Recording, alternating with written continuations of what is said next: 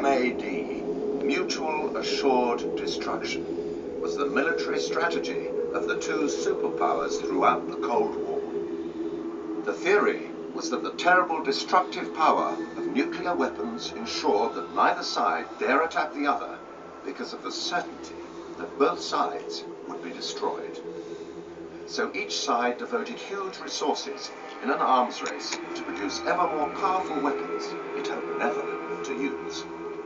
A full-scale nuclear war would destroy planet Earth and every living thing on it.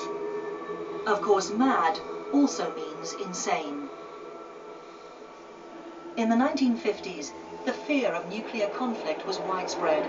CND, the Campaign for Nuclear Disarmament, was launched in London in 1958. One of its leaders was the philosopher Bertrand Russell.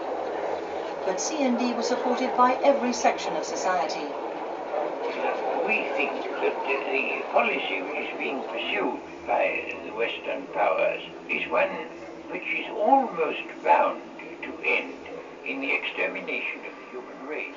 The annual marches between the atomic weapons establishment at Aldermaston and London attracted many thousands from all walks of life, and the CND symbol appeared everywhere.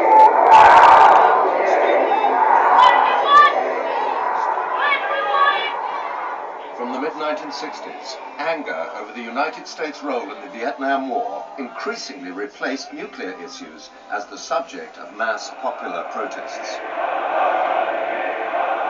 Marches and demonstrations took place in the USA and Europe throughout the conflict.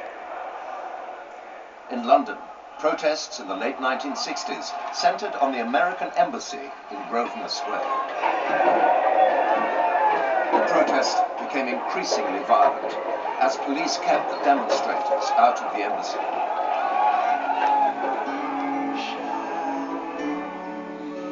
In the late 1970s, suddenly the nuclear threat was back, and talk of nuclear war commonplace. The anti-nuclear movement was revived. Huge protest marches were held throughout Western Europe, and a permanent women's peace camp was established outside RAF Greenham Common in Berkshire. The Greenham women who were camped up there had been around the wire for months beforehand, snipping all the wires in unnoticeable little places.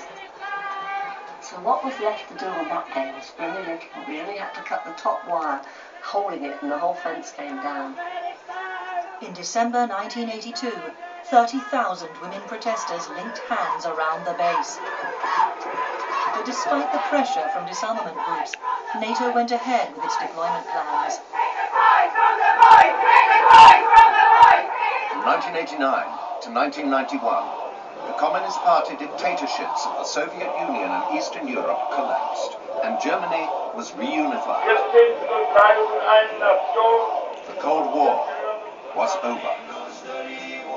Protest played its part, and perhaps the strategy of the superpowers wasn't so mad after all. The world had survived. But so have the nuclear weapons.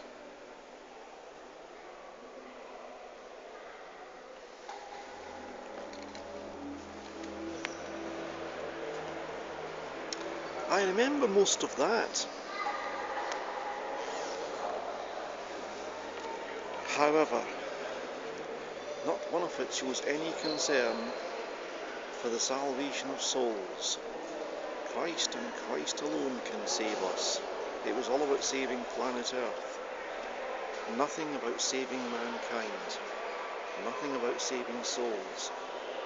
And that's what our business as Christians is, to proclaim the message of Jesus Christ, so that when God's judgment does come, there'll be many who will be found to be within the blood of Christ, and having trusted him, are welcomed into the kingdom of heaven, whether there's nuclear weapons or not, or ISIS, or whatever calamity may come.